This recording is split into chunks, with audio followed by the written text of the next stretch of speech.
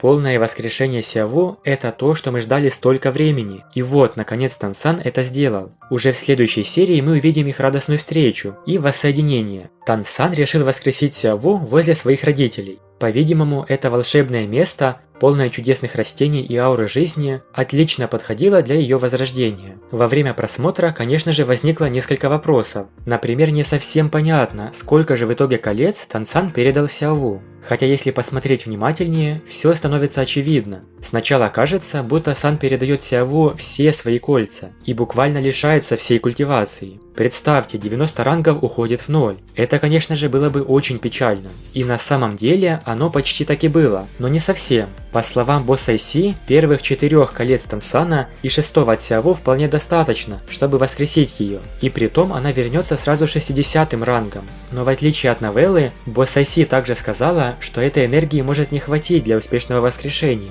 Поэтому Тансан, не боясь никаких осложнений и последствий, решает не рисковать и воспользоваться силой всех 9 колец. Получается, Сан действительно снял все 9 колец, так как видно, что вокруг Сяову и желтое кольцо, и фиолетовое, и целых 5 красных. Но вот поглотила Сяову только 4 первых кольца Сана и свое собственное красное. Остальные 4 красных кольца она не забрала. Они служили в качестве подпитки энергией во время воскрешения. По итогу они просто вернутся к Тансану. Подтверждением этому служит сама заставка серии. Здесь мы видим одно кольцо на молоте и 4 оставшиеся красных кольца на императоре. Поэтому можно не переживать, что Сан потеряет всю культивацию или все кольца. Нет, такого быть не может. К тому же Сяову не смогла бы поглотить столько мощных красных колец. А вот свое красное – это легко. Согласно новелле, в ее кольце и духовной кости хранятся все предыдущие навыки, вплоть до самого последнего. Поэтому те 4 кольца Сана, которые по навыкам совершенно не подходят Сяову,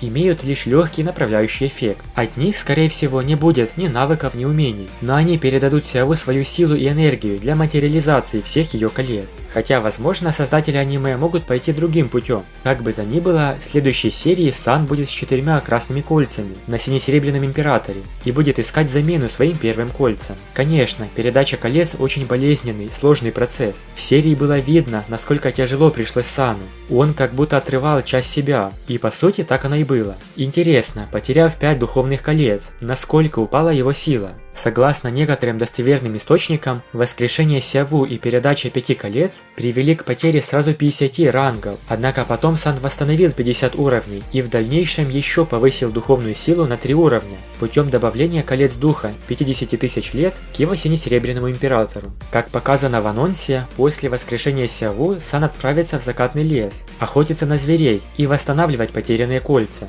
Ему встретится императорский склеповый паук возрастом 50 тысяч лет. Он как раз подходит, потому что раньше у Сана было похожее кольцо. Как советовала босс Си, ему нужно попытаться найти кольца максимально похожие на предыдущие, то есть от таких же духовных зверей. А возраст, конечно же, можно и больший. Когда Тансан победит этого паука, он станет его 4-м кольцом. Сан очень осторожно поглощал кольцо, так как его нужно разместить в правильном порядке. Помимо Сана, охотиться на зверей прибыли 8 мастеров духовного храма. Самый сильный из них почти титулованный. Ему как раз нужно найти 9-е кольцо. Но если эта группа встретится с Сану, с трезубцем морского бога и 5 красными кольцами, им, конечно же, не поздоровится. Также в анонсе была показана Хулена. После прощания с Тансаном в лесу она усердно тренировалась, и родился совершенно новый навык слияния. Это тройное слияние духов, потому что к лунным клинкам добавился атрибут огня. Бибидун очень заинтересована в новых мастерах. Потеряв сразу 2 титулованных во время охоты на зверей, силы духовного храма немного сократились. Золотое поколение – это то, что нужно,